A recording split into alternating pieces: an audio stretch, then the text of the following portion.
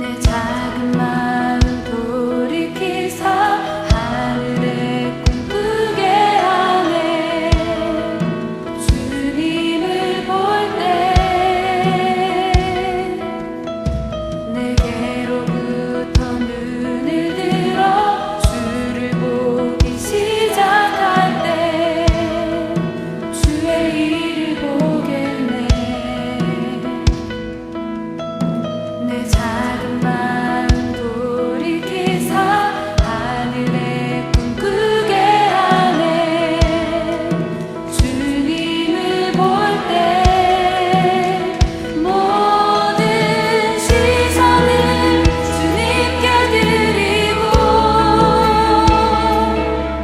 살아계신 하나님을 느낄 때 내 삶은 주의 역사가 되고 하나님이 일하기 시작하네.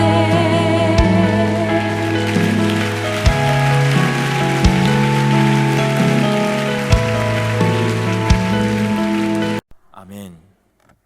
오늘 2부 예배 오신 우리 성도님들에게 하나님의 은혜와 평강이 충만하기를 간절히 바라겠습니다. 또 특별히 추수감사주일이고 전도 대행진을 맞이해서 우리 교회를 또 처음 오신 우리 성도님들 계실 겁니다. 우리 그분들에게 하나님의 한량없는 은혜가 차고 넘치시기를 바랍니다. 새로운 분들만 이렇게 축복하면요, 기존에 열심히 다니신 분들이 이런 생각이 날 때가 있어요. 제가 어렸을 때 그랬습니다. 나도 가끔 나올까? 그러면 이렇게 축하해 주니까 기존에 우리 나오신 성도님들도 하나님이신 은혜가 충만히 차고 넘치시기를 바라겠습니다. 우리 옆에 분들과 이렇게 한번 인사하도록 하겠습니다. 나는 하나님의 자녀입니다. 네, 한 번 더 인사하겠습니다. 우리는 하나님의 자녀입니다. 네, 오늘 인사 나눈 내용이 바로 오늘 설교 말씀의 제목입니다. 나는 하나님의 자녀입니다 라는 그 말씀 제목으로 우리가 에베소서 2장 1절에서 10절까지의 말씀을 나누도록 하겠습니다. 에베소서 1장 말씀을 저희가 봤는데요, 에베소서 1장은 크게 세 부분으로 나눌 수 있습니다. 두 부분으로 나눌 수도 있고 세 부분 나눌 수 있어요. 세 부분으로 나눌 때는 1절, 2절을 인사말이고요, 그 다음에 중반절까지는 성부, 성자, 성령 하나님께 감사하며 찬송하는 내용이 나옵니다. 그리고 하반절에 나와서는 1장 이제 하반부에서는요, 사도 바울이 기도를 통해서 감사하는 걸 볼 수 있습니다. 그 감사를 통해 이웃과 감사를 나누는 그 모습이 에베소서 1장의 말씀입니다. 그리고 오늘 본 에베소서 2장의 말씀은 우리에게 하나님께서 부어주신 또 주신 영적인 지위가 있다, 이렇게 말하고 있어요. 하나님이 우리에게 주신 영적인 지위는 뭐냐, 권위는 뭐냐, 바로 오늘 말씀 제목처럼 나는 하나님의 자녀다라는 영적인 지위와 영적인 권위를 주셨다라는 것입니다. 더불어 과거에 우리는 어떤 모습이었는가, 그리고 지금 예수를 믿는 나의 모습은 어떤 모습인가, 어떤 상태인가에 대해서 말씀하고 있는 것을 볼 수 있습니다. 바라옵기는 오늘 말씀을 통해서 나의 영적인 지위를 회복하시기를 바라고, 그 영적인 권위와 지위를 통해서 하나님이 주신 복을 누리시는 우리 성도님들 또 새가족들 되기를 간절히 바라겠습니다. 그러면 과연 우리의 모습은 어떤 모습이었는가? 첫 번째로는요, 예수를 믿기 전에 나의 모습이 성경에 기록되어 있어요. 오늘 본문 말씀 1절부터 3절까지 쭉 천천히 읽어보면 예수를 믿었기 전에 또 예수를 고백하기 전에 나의 모습은 어떤 모습이었는가? 1절에서 보면요, 허물과 죄로 죽었던 자라고 이렇게 이야기하고 있는 것을 볼 수 있습니다. 죄로 죽을 수밖에 없는, 그 허물로 죽을 수밖에 없는 존재가 나라는 존재라는 거예요. 그러면 오늘 처음 오신 분들은 이렇게 질문할 수 있어요? 반문할 수 있어요? 아니, 목사님, 나는 죽을 죄를 지지 않았는데요? 맞아요. 여기 계신 분들은요, 형법상 아니면 우리가 가지고 있는 제도적인 그런 죄를 지은 분들이 별로 없습니다. 만약에 그 죄를 지은 분이 있다면 지금 교도소에 있겠죠. 여기 있지 않겠죠. 그런 죄를 짓지는 않았지만 살다 보면 때로는 우리의 선함이 유지되지 못하고 우리의 그 옛 모습이 나타날 때가 있다는 거예요. 그게 뭐냐면요, 바로 허물과 죄라는 거예요. 여기 계신 분 중에 죄 짓고 싶은 사람이 어디 있겠습니까? 여기 계신 분 중에 그 허물로 나를 죽이고 싶은 사람이 어디 있겠습니까? 아무도 없어요. 그러나 이 세상 살다 보면요, 그 허물에 노출될 때가 있고 죄에 노출될 때가 있고, 그러다 보면 그 죄가 나를 더럽힐 때가 있고, 그 죄에 빠져서 죄악된 길을 갈 때가 있다는 거예요. 이 죄는요, 육적인 죄뿐만 아니라 영적인 죄도 마찬가지예요. 세상에서는 죄를 지어야 죄라고 말하지만 교회에서는 그렇지 않습니다. 그 생각을 가진 것 또한 죄다라고 예수님은 말하고 있습니다. 그렇게 보면요, 여기 계신 모든 분, 저를 포함한 모든 분이 죄가 없는 분이 없어요. 허물이 없는 사람이 없어요. 그러기에 그 죄와 허물 때문에 우리는 영적으로, 육적으로 죽을 수밖에 없는 존재라고 성경은 말하고 있는 겁니다. 또 여기서 끝나지 않습니다. 2절 말씀에 보면요, 세상 풍조를 따랐으며 불순종하였다, 이렇게 말하고 있는 걸 볼 수 있습니다. 교회에서는 세상처럼 살지 말라고 가르칩니다. 교회에서는 세상처럼 살지 말고 사랑하고 나누고 섬기고 나자지라고 가르칩니다. 그런데 우리의 모습을 보면요, 어떨 때는 세상보다 더할 때가 있습니다. 세상을 따라가는 것이 아니라 그 나쁜 것을 세상보다 더하며 지낼 때가 우리의 모습이에요. 사랑하라 라고 가르치는데 사랑하기는커녕 서로 시기하고 헐뜯고 참소하고 끌어내리는 모습이 우리의 모습 속에 있어요. 또 섬기라 라고 말했는데도 불구하고 나보다 나이가 어리다는 이유만으로, 나보다 신앙생활을 늦게 했다는 이유만으로, 내가 임직을 먼저 했다는 그 이유만으로 너희들이 나를 섬겨라 라고 말할 때가 우리의 모습 속에 있다는 거예요. 세상의 모습이 교회 안에 들어올 때가 있고, 그 세상의 모습이, 그 세상의 풍조가 우리의 신앙인들 안에서도 나타난다는 거예요. 성경은 그 세상과 구별되라고 말씀하고 있습니다. 그 세상에 살지만 세상에 동화되지 말고 세상에서 정결하게 거룩하게 구별되라고 분명히 이야기하고 있습니다. 그런데 우리는요, 언제부턴가 그 세상을 따라가며 그 세상처럼 살아가는 모습이 우리에게 있다는 거예요. 그래서 결국은 하나님 말씀대로 사는 것이 아니라 하나님 말씀 가운데 불순종하면서 사는 모습이 우리의 모습이라는 거예요. 오늘 여기 계신 분들, 새가족들 말고요, 오늘 처음 오신 분들 말고 신앙생활 오래 하신 분들, 한번 나의 신앙을 점검해 보시기를 바랍니다.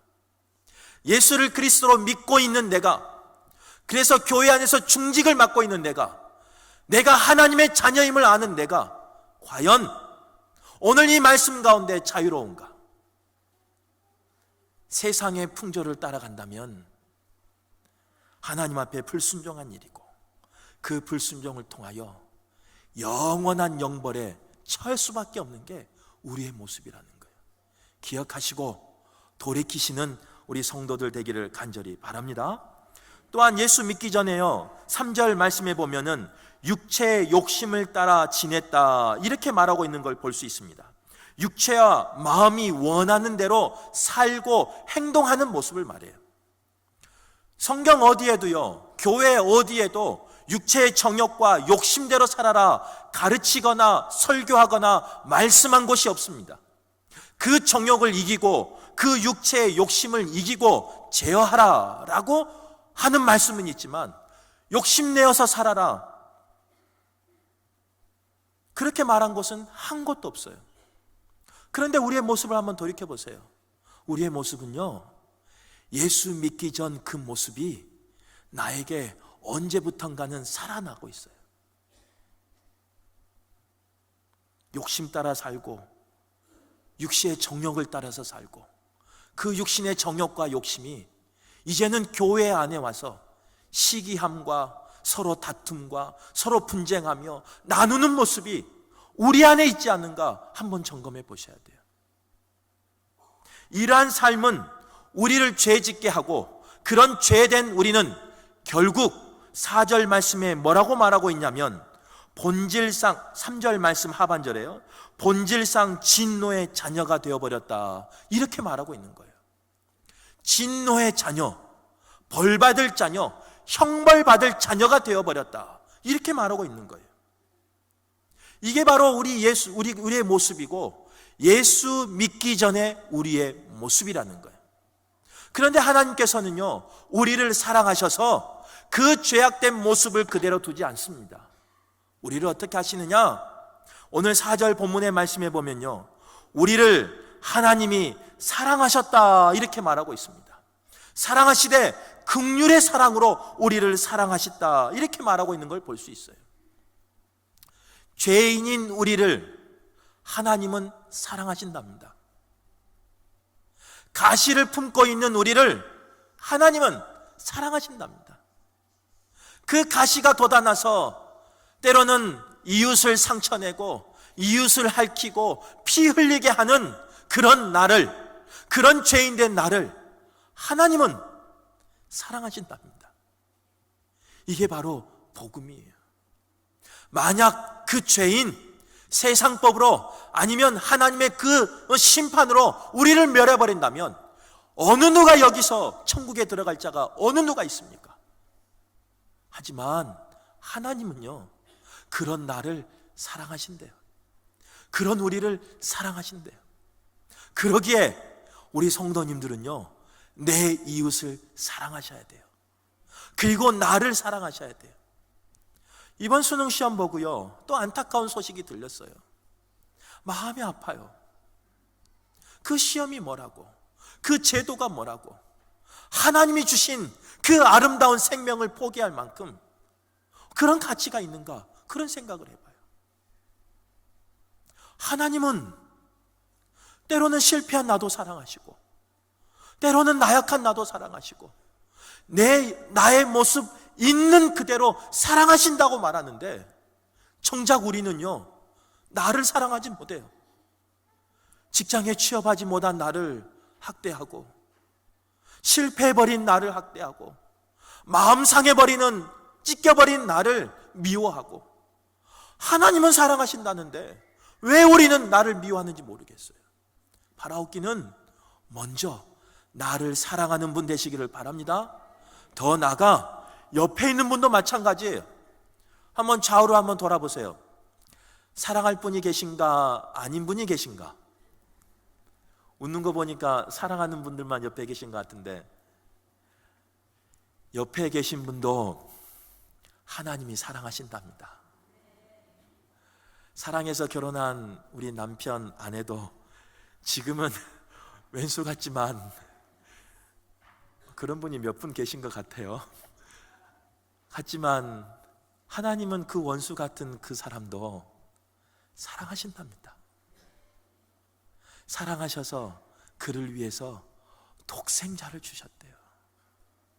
그래서 오늘 5절 말씀에 보면요 그 사랑함으로 우리를 살리셨고 은혜로 구원받게 하셨다 이렇게 말하고 있는 것을 볼 수 있어요. 하나님께서는 너무나도 크고 비싸지만 공짜의 선물인 구원을 우리에게 주신 거예요. 여기서 비싸다는 의미는 뭐냐? 이 구원이 우리에게 주기 위해서 하나님이 값을 치르신 거예요. 구원받았다라고 말하니까요 어떤 사람은 이런 분들이 있어요. 그냥 거저주는 걸로 알고 있어요. 맞아요. 거저는 줘요. 하지만 그 거저주는 공짜로 주는 그 구원의 선물이 값없는 선물은 아니에요. 그 구원의 선물을 나에게는 공짜로 주지만 하나님이 대신 값을 치르셨어요. 어떤 값을 치렀느냐? 내 사랑하는 이웃을, 내 가정을, 나를 살리기 위해서 죄에서 건져주기 위해서, 죄에서 자유케 하기 위해서 사랑하는 독생자를 십자가에 달리게 하는 값을 치러줬어요. 그 십자가에서 피 흘려 죽게 하는 그 값을 치러주셨어요. 자신의 독생자를 바치는 그 값을 하나님이 치르셨어요. 그리고 그 대신에 우리에게 공짜로 구원의 선물을 주신 거예요. 잘 이해가 안 되는 것 같은데, 그래서 제가 오늘 선물을 준비했습니다. 추수감사주일이고 전도 대행진 날이어서 선물을 준비했습니다. 혹시 오늘 저에게 이 꽃다발을 받고 위로받고 싶은 분 계십니까? 한 분만 표시해 주세요. 예, 저기 뒤에, 오늘은 뒤에, 일부도 뒤에, 예, 앞으로 나오셔야 돼요. 아니 뭐 받기 싫으면 안 나오셔도 되고, 예, 앞으로 나오셔요. 설교 짧게 할게요. 너무 걱정하지 마세요. 잠깐 내려가겠습니다.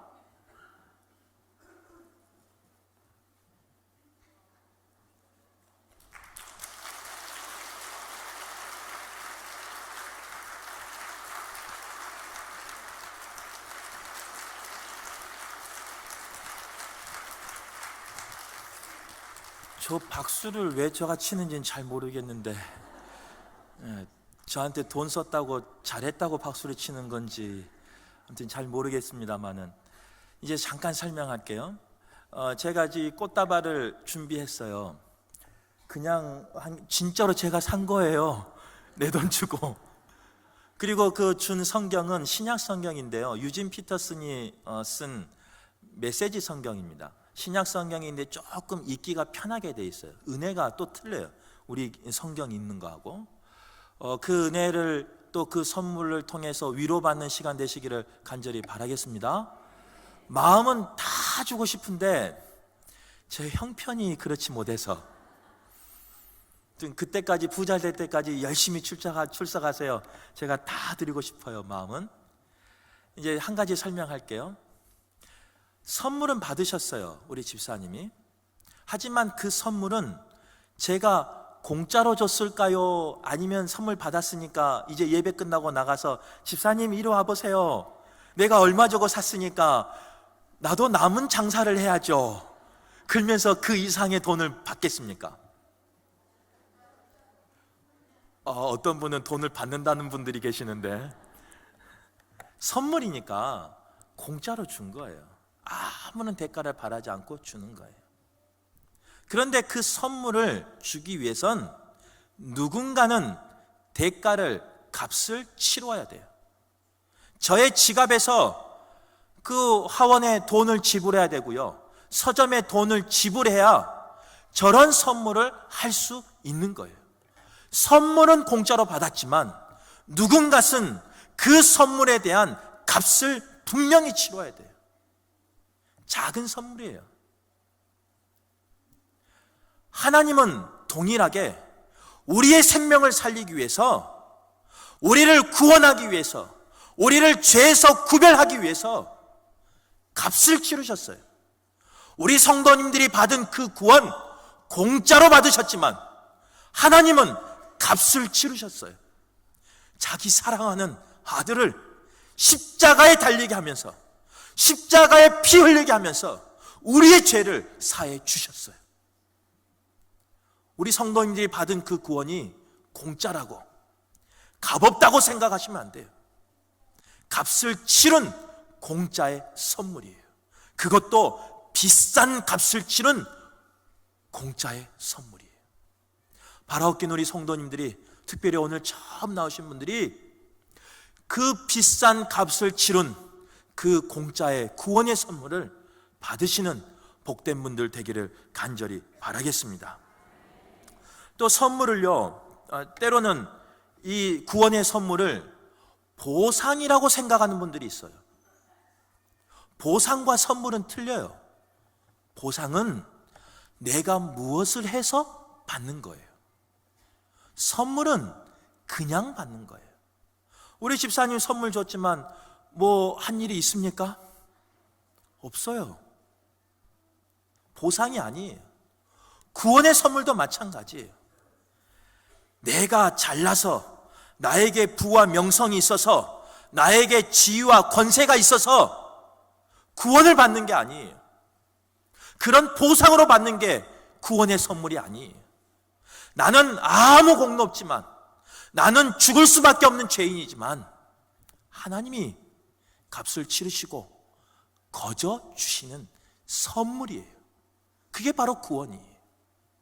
여기 계신 모든 분들이 그 선물을 받아 누리는, 그래서 이 세상에 살지만 천국을 소유하는 복된 분 되시기를 간절히 바라겠습니다. 하나님은요, 우리를 이렇게 죄에서 자유케 하셨어요. 그리고 우리를 소중한 존재로 만드셨어요. 그래서 오늘 본문 10절 말씀에 보면요, 우리는 그가 만드신 바라, 이렇게 고백하고 있는 걸 볼 수 있습니다. 여기서 우리는 그가 만드신 바라라는 것은요, 하나님은 우리를 창조하실 때 공장에서 찍어내는 것처럼, 공산품처럼 만드는 게 아니에요. 한 분 한 분을 하나님의 목적을 따라, 하나님의 뜻을 따라 만드시고 착장하신 분이 여기 계신 분들이에요.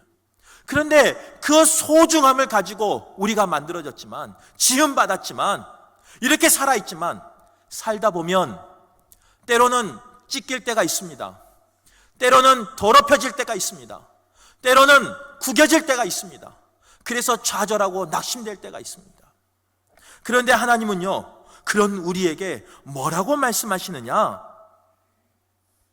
그래도 너는 나의 자녀다 라고 말씀하시는 거예요.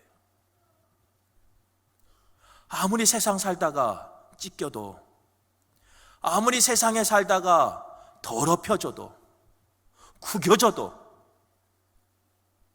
예전에 그 모습이 다 사라지고 이젠 연로해서 일어날 수 있는 힘조차 없어도 하나님은 뭐라고 말씀하시느냐? 너는 내 사랑하는 자녀다 라고 말씀하시는 거예요. 제가 오늘은 전도 대행진에서 또 한 가지를 준비했습니다. 돈 버니까 좋으신 것 같아요.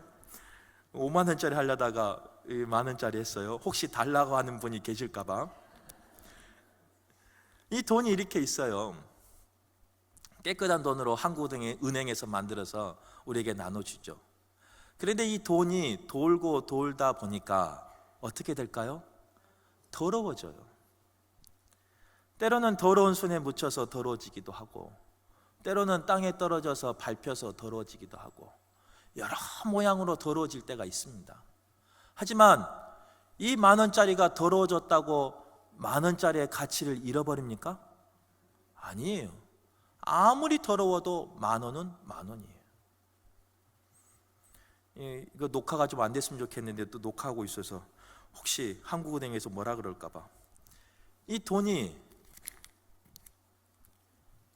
구겨졌어요. 구겨졌다고 이 10,000 원의 가치가 사라집니까? 아니에요. 구겨져도 이 10,000 원은 슈퍼나 마트에 가면요, 10,000 원의 가치를 그대로 가지고 있어요. 제가 이걸 한번 찢어볼까요? 예, 그 다음에 혹시 누구 받을 사람 있을까봐 찢지는 말라고 하시는데 감사합니다. 찢으세요 하면 또 찢을 수밖에 없었는데, 그런데 이 돈은 찢어져도요, 은행에 가면 다시 바꿔줘요. 찢겨도 이 10,000 원의 가치는 변함이 없어요. 이 종이도 그래요. 종이도. 그런데 여기 계신 하나님의 자녀들이 살다 보면 때가 묻을 때가 있어요. 원하지 않지만 죄 지을 때도 있어요. 원하지 않지만 그 죄가 나를 무너뜨릴 때도 있어요. 넘어질 때도 있고, 구겨질 때도 있고, 찢기고 싶지는 않지만 여러 가지 이유로 찢겨질 때도 있습니다. 그런데 하나님의 자녀라는 그 신분은, 그 지위는, 그 권위는 변함이 없어요. 그런데 우리 성도님들은요, 어떻게 사세요? 원치 않는 질고 때문에 낙심한 분도 계시고, 갑작스럽게 찾아오는 경제적인 어려움 때문에 내가 하나님의 자녀라는 걸 잊어버리고, 나의 몸이 하나님이신 거룩한 성전이란 것을 잊어버리고, 사랑하지 못하고 학대하며 포기해버릴 때가 있어요.